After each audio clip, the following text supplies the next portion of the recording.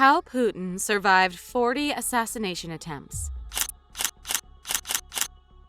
Vladimir Putin has made a plethora of enemies throughout his long political career. After a 15-year job with the KGB, Putin held many other jobs before former President Boris Yeltsin appointed him to the prime minister position in 1999.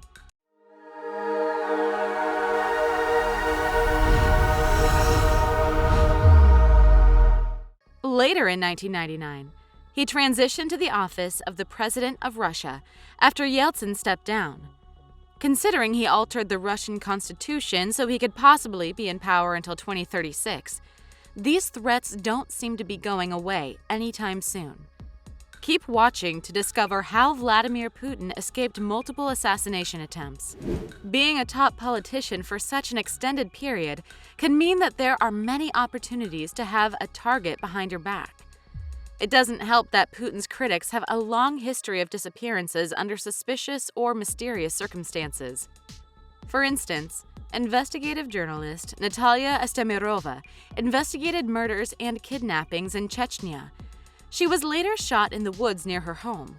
Or the case of Boris Berezovsky, a leader who has fallen out with Putin and has sworn to take him down. He was later discovered dead by suspected suicide, but the results of his death have been ruled inconclusive. Putin has denied any participation in these attacks. It all began on February 24, 2000, while attending the funeral of Anatoly Sobchak in St. Petersburg. This is considered to be the first known attempt to assassinate the Russian president, but the Federal Guard Service was there to guard him. The press spokesman for the Federal Guard remarked on the matter by stating that it was not a psychopath, but a specific organization behind the assassination. Later in the same year, there was another attempted assassination, which was averted by security forces. A group of former Russian leaders met with world leaders at the Commonwealth of Independent States Summit at Yalta. During the summit, which occurred on August 18 through 19, 2000, one person was stopped from killing Putin, who had been particularly targeted among international leaders. He was among the presidents of Azerbaijan, Georgia, Tajikistan, and many other countries who also attended, but the assassinator focused only on attacking Putin. The head of the security service at the time disclosed that they had successfully halted the assassination after the summit was over. Although relevant documents stayed classified, some people, including 4 Chechens and an unspecified number of Middle Eastern nationals, were taken into custody in connection with the attack. In 2002, Putin was once again in danger. 3 months before Putin was due to visit Baku, Azerbaijani security forces were informed of an attack planned for January 2002. An Iraqi national with ties to Afghan and Chechen rebel forces schemed to provide explosives to a co-conspirator. The man was captured along with his accomplice. They were given a prison sentence of 10 years. After a month, there was another menace. This time, it was close up and personal. A man drove into the Kremlin complex and climbed out of his car to speak to security members. He asserted to be the president of Russia and demanded to be taken to Putin.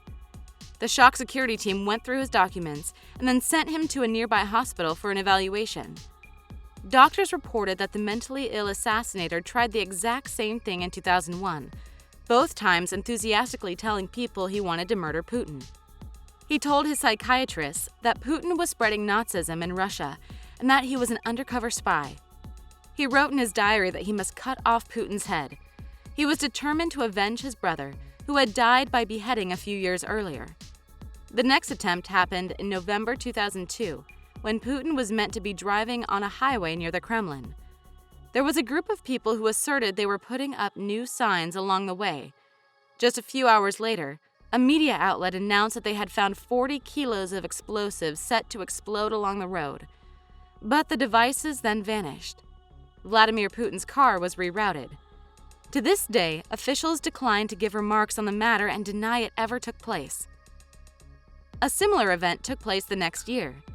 In June 2003, a highway near St. Petersburg was attacked while President Putin's car was supposed to be on it. The police found a poorly created bomb hidden in a bag. Once again, No one was harmed, and Russian officials refused to admit that the situation ever occurred. In 2008, a sniper aimed at Putin, who was leaving the president's office with Dmitry Medvedev, the new president. The two apparently went for a stroll after Medvedev won the 2008 presidential election.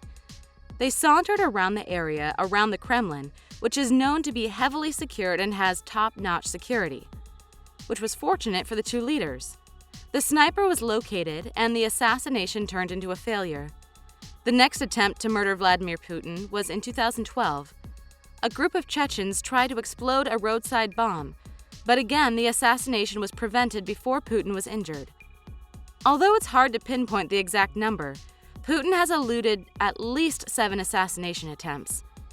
To some extent, this is due to the tight security arrangements for Russian officials. The Presidential Regiment, a remarkably trained security force, guards the Kremlin. The Kremlin complex has guard towers to keep an eye on the grounds.